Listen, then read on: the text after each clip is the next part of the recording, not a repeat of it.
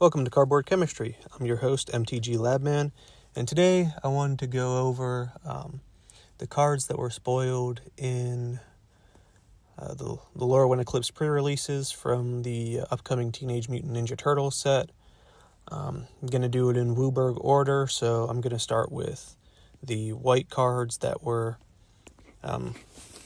accidentally released in the Lorwyn Eclipsed pre-release kits.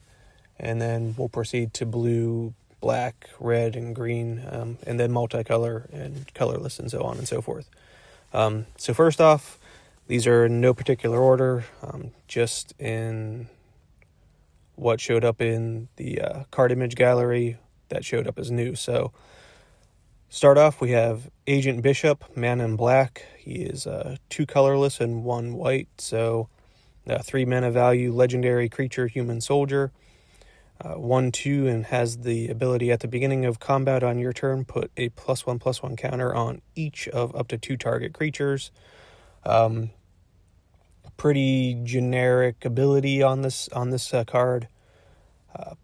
I mean, if you're running a +1/+1 counter deck, usually in Selesnya and even Naya, it is a good recurable +1/+1 counter on 2 creatures. So a nice little niche piece. I don't see it being run in the command zone, but a pretty solid card overall. Moving on to the next card, Leader's Talent, 1 colorless and 1 white. It's a enchantment class. Whenever you attack, put a +1/+1 counter on target attacking creature. And then you can pay 2 and a white to level it up to level 2. Level 2, whenever a creature you control leaves the battlefield, if it had a counter on it, you gain 2 life. And then you can pay 3 and a white to level it up to level 3, and it says whenever you cast a spell, put a +1/+1 counter on each creature you control. I actually really like this card. I can see this card being played a lot, especially, like I said, in +1/+1 counter decks. You do get a counter every time you attack, and then once it's level 2, if a creature you control, if you're playing a +1/+1 counter deck, if one of your creatures dies, you gain 2 life, and then the 3 and a white, whenever you cast a spell, put a +1/+1 counter on each creature you control. It doesn't specify non-creature spell, non-artifact spell, so every one of your spells, whenever you cast it, you put a +1/+1 counter on each creature you control. This is definitely going to be a pickup for me. I run a Zabaz the Glimmer Wasp modular deck, and I could see that this being slotted in pretty well for those modular creatures. Next card is Leonardo Cutting Edge, like any Universes Beyond set, with a lot of characters. You're going to get multiple versions of those characters. I think this is like the 3rd or 4th. I think we have at least 4 different versions of each of the turtles. But this one's Leonardo Cutting Edge, 1 colorless and 1 white.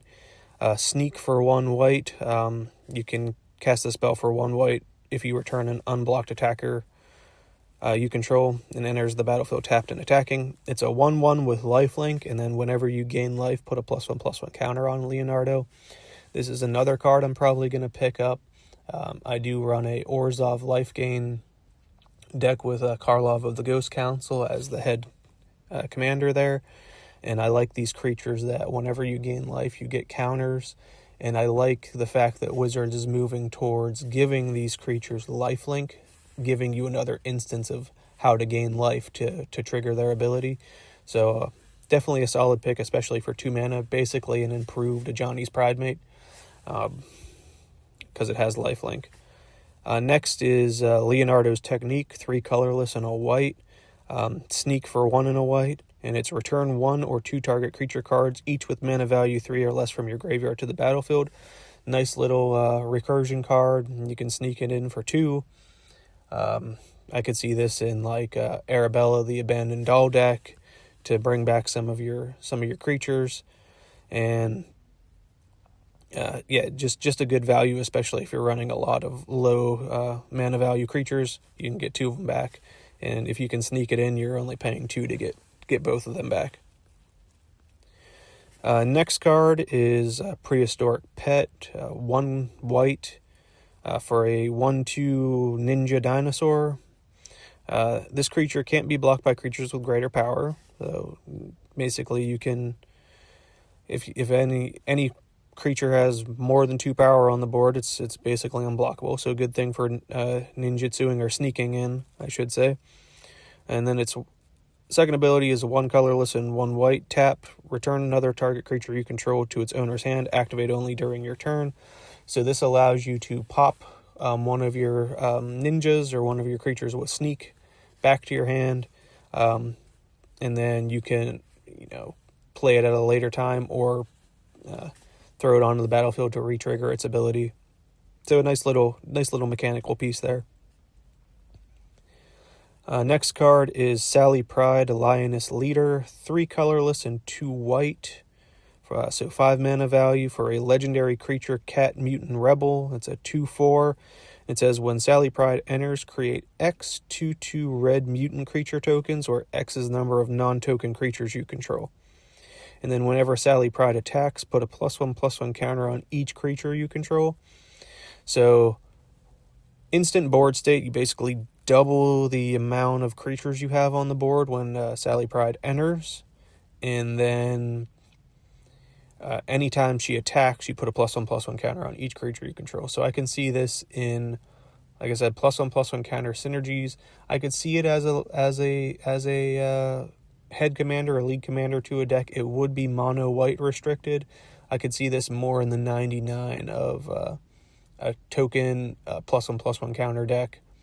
A lot of these +1/+1 counter cards in white bring me up to a Hamza that costs less for each creature with a +1/+1 counter on it.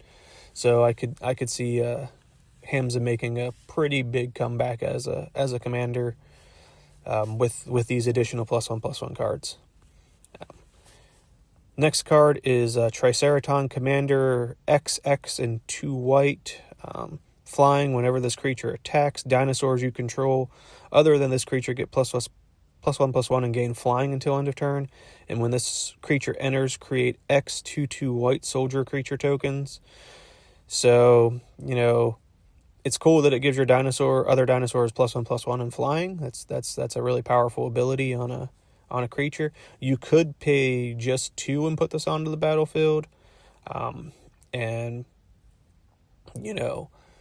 use that first ability. You wouldn't get any tokens because you're going to pay 4 to get a single 2/2 token. You're going to pay 6 to get 2/2 tokens. So unless you have a big mana sink, you could then foreseeably put a bunch of dinosaurs on the board when this enters. But I do just like the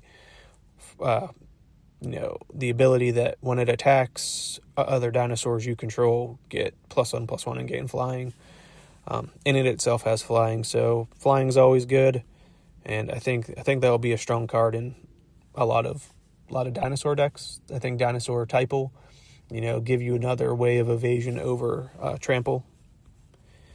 Next card is Turncoat Kunoichi, 2 colorless and a white. Creature, Mutant Ninja Fox. It has sneak for 2, 1 white and 1 black, so Orzhov. And when this creature enters, choose target creature an opponent controls. Exile that creature until this creature leaves the battlefield. If this creature's sneak cost was paid, instead exile the chosen creature. So, right, this is kind of like a trap card. If you just play it, it comes in, it exiles something, kind of like an Oblivion Ring. It exiles something until it leaves the battlefield. But if you do sneak it in, it's removal. But then again, it's removal on a creature, which is nice. But the fact that it's a 4 mana, you have to return an unblocked attacker to sneak it in to then remove something seems a little pricey. And with that being said, that's the new white cards that were spoiled in the Lorwyn Eclipsed pre-release packs. I'll catch you guys on the next one. Please feel free to like, comment, subscribe, hit all of the notifications, and I'll catch you guys on the next one. Take care.